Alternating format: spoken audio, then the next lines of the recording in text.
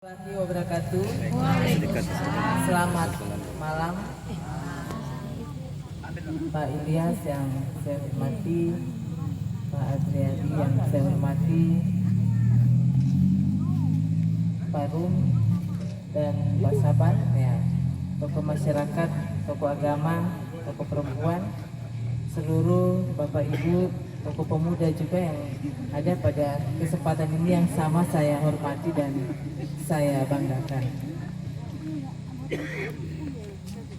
Ini kalau lihat kalau kubula ya sudah beberapa titik, berapa titik sudah Pak Ilyas? 12 titik ya. 12 titik yang kita jalani luar biasa. Mudah-mudahan di tanggal 9 Desember ini tidak berubah, malah bertambah ya.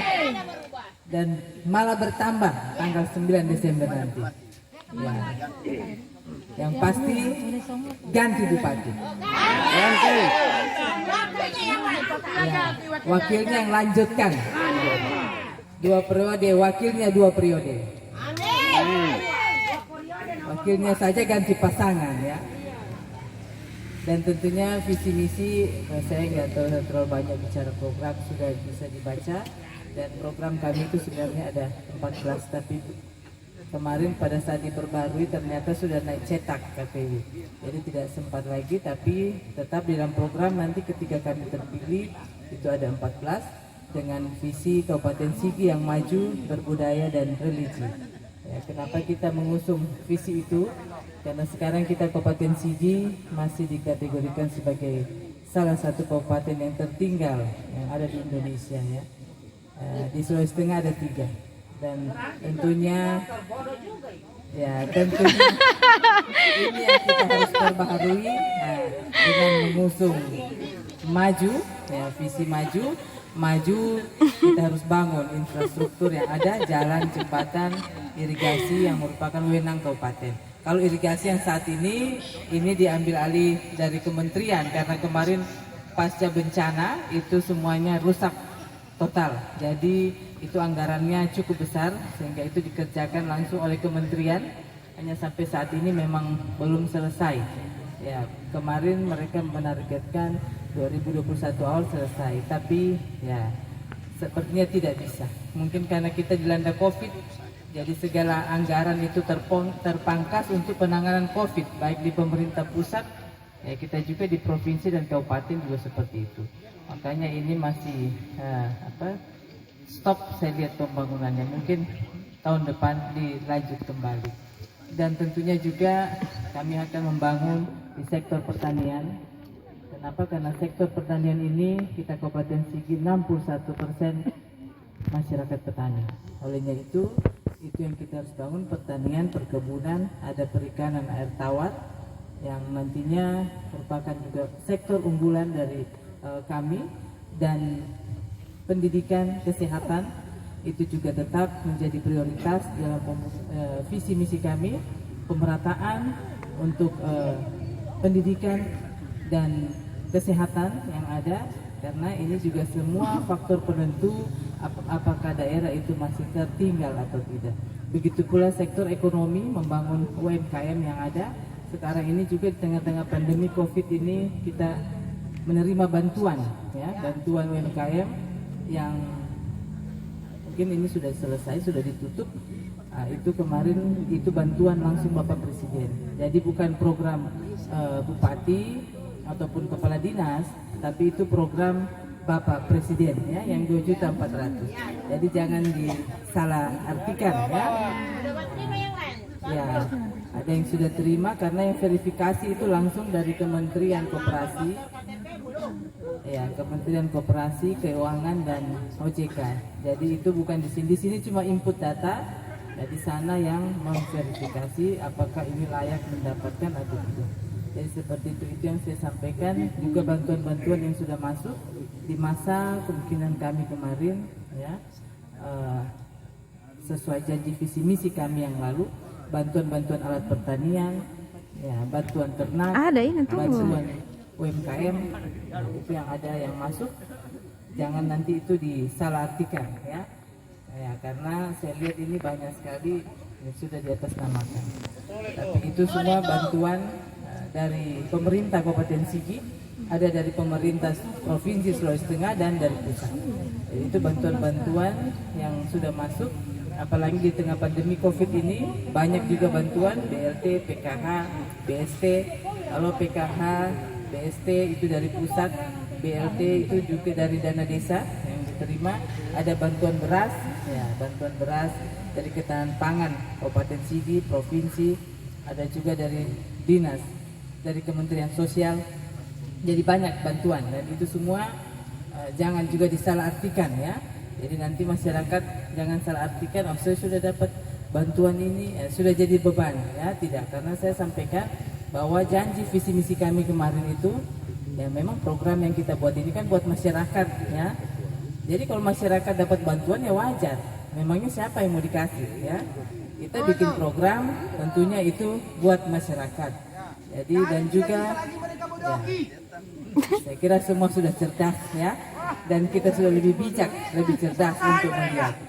Juga persoalan dana stimulan yang sampai saat ini belum selesai.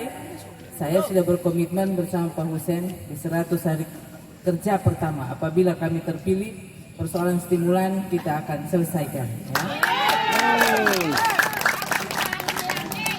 Itu tidak susah karena sudah ada data, ya. Data by name by address, ada uang, ya. Uangnya ada. Ya. Kalau tidak ada uang itu kita susah. Gimana baru mau minta? Atau kalau tidak ada uang, tidak ada data, bagaimana mau siapa mau dikasih? Tapi ini sudah komplit, jadi tidak ada yang susah. Ya, ini yang susah karena sekarang data itu diobrak-abrik lagi. Ya. Ada yang rusak berat sudah turun rusak ringan, ada yang rusak ringan, ada yang sudah hilang, ada yang tidak ada jadi ada. Ya. Akhirnya jadi kacau. Ya. Karena kacau tidak bisa selesai. Ya. Itu jujur saja karena memang begitu. Kalau dibilang oh karena ini kayak omong kosong. Ya. Apa yang mesti dibuka lagi ruang? Saya sempat kasih tahu kemarin. Kenapa bisa begini? Ya. Dari mereka sudah saling menyalahkan, yang disalahkan lagi fasilitator loh. Fasilitator siapa yang angkat? Ya. Fasilitator yang angkat dari kita. Kenapa kita yang diatur fasilitator? Saya bilang seharusnya dinas yang atur fasilitator. Ini dunia tabalik sudah kamu ini. Sudah selesai. Ya. Untuk apa bikin ruang komplain? Ya. Kalau langsung dibagi sesuai data kan tidak ada orang komplain. Buka lagi ruang komplain ya jelas tidak selesai masalahnya. Ya. Ada datanya kok ngapain dirubah? Kalau misalnya kita nggak rubah kan kita tidak susah. Ya. Tidak harus cari masalah lagi, masalah baru lagi. Buka lagi ruang komplain yang sudah dikasih turun bisa kok komplain. Sampai kapan? Komplain juga tidak diperhatikan. Nah, data yang masuk lagi saya lihat sudah ribuan lagi. Untuk apa? Ya, uangnya dari mana lagi? Diiming-iming lagi orang, ada nanti lagi dari pusat ratusan ya.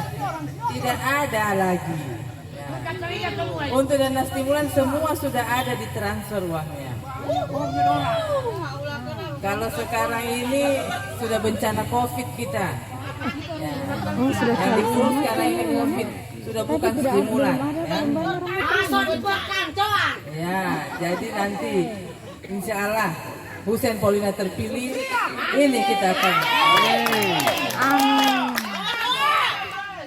jangan lupa tanggal 9 Desember coblos nomor 2 Hussein Paulina ya, pasti menang. Karena di sini kami sudah didukung ya pasangan Bapak Ilyas bersama Pak Uhud ya. Dan juga dari Iman Rahmat bersama Matius Lasipi ya, ini dukungan rumpun, Da'a, Inde, Ija yang sudah deklarasi juga ya.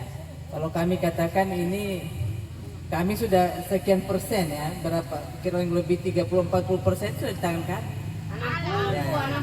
Kami tinggal nambah lagi, tambah Hussein Paulina lagi ya.